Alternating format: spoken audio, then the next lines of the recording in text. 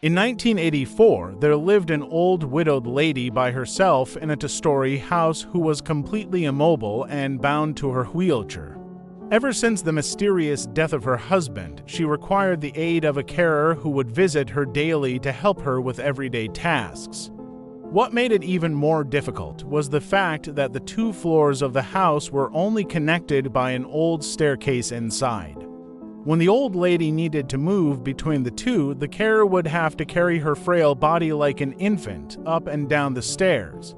One day, the police received a call from the widow. There had been a murder.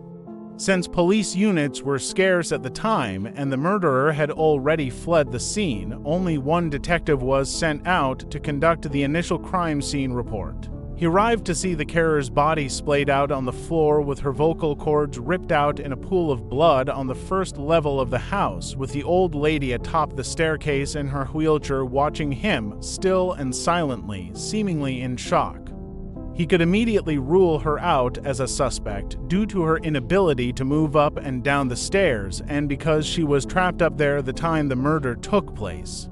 It was similar to the death of her husband many years ago, who had suffocated in his sleep on the couch downstairs. The detective put on his gloves, took photos, swabbed for evidence, and covered the body until the coroner arrived later, all routine business. He scoped the house downstairs for any clues, then asked the old lady if he could look upstairs.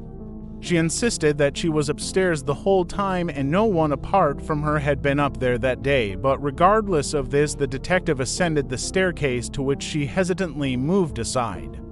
Beyond the staircase, there was a narrow corridor with 3 closed doors along it.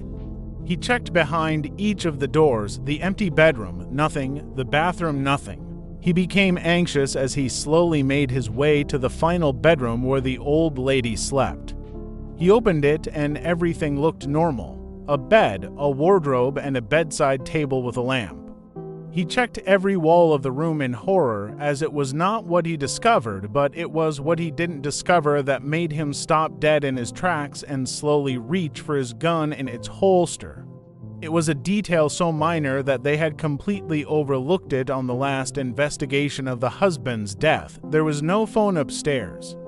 He suddenly heard a noise as he withdrew his gun and rushed out of the room, only to find an empty wheelchair atop the stairs.